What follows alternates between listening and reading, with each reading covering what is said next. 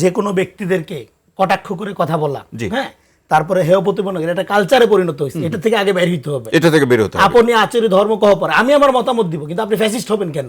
কেন আপনি ব্যক্তি আক্রমণ করবেন? এটা প্রত্যেকের ক্ষেত্রে ব্যক্তি আক্রমণ আমরা তো চাই না, আমরা তো চাই না। বললেই হবে না তার না, তারপর আবার ডাইকা নিয়ে আসেন আবার এই একই। নিশ্চয়ই না, নিশ্চয়ই না। আপনারা সম্মান রাখলে আমরা সম্মানিত। মনে করি বিএনপির শুভবুদ্ধির উদয় হবে, তারা গণভোটটাকে মেনে নেবে এবং দেশের ঐক্য তারা বজায় রাখবে, এবং সরকারকে দায়িত্ব নিতে হবে যাতে করে অনৈক্য দিয়ে চলে না যায়।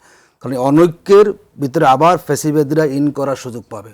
আমরা মনে করি সরকারের দায়িত্ব, গণবিপ্লব যেটা হয়েছে, গণবিপ্লবের যে স্পিরিটটা আমাদের, জনগণ যে সংস্কার চেয়েছে, জনগণ চেয়েছে সংস্কার, যেন এখানে বিএনপি নিজের সংস্কার নিজের মতো করে জনগণে চাপিয়ে দিবে, এই সংস্কার দিয়ে জনগণের কোনো কল্যাণ। অ্যাডভোকেট আতিকুর রহমান, অসংখ্য ধন্যবাদ। অধ্যাপক ডক্টর কাজী মাহবুবুর রহমান স্যার, শেষ মন্তব্য খুব ছোট করে। শেষ মন্তব্য হলো, শুধু বিএনপিও না, জামাতও না, এনসিপিও না, আদার্সকেও না, সামগ্রিক ঐক্য লাগবে। আপনি যারা মূল সমস্যা ছিল, প্রশ্নগুলো ঐক্যের ভিত্তিতে দেওয়া হয় নাই। প্রশ্নগুলো যদি ঐক্যের ভিত্তিতে দেওয়া হতো, আজকে এই আলাপ হতো না।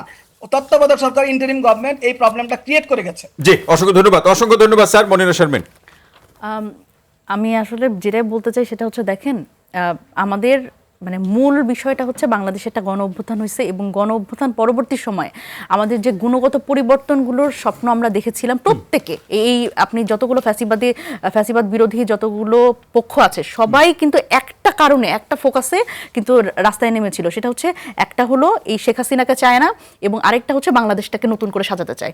এই কমিটমেন্ট থেকে যদি বিএনপি সরে আসে, সেটা হচ্ছে তার নিজের পায়ে নিজে কুড়াল মারার মতো একটা ব্যাপার হবে। আমরা বিরোধী দল হিসেবে চাই যে সবাই মিলে দেশটাকে সামনের দিকে এগিয়ে নিয়ে যেতে, এবং এটা আমরা চাই। মনিরা শারমিন, অসংখ্য ধন্যবাদ। নীলুফার চৌধুরী, মনিয়াপা।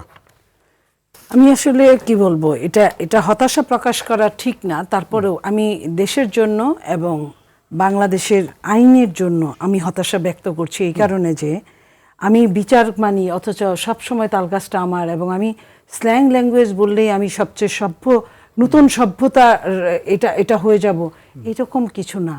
এটা জোর জবরদস্তির ব্যাপার না, এটা আইনের ব্যাপার, এটা সংবিধানের ব্যাপার।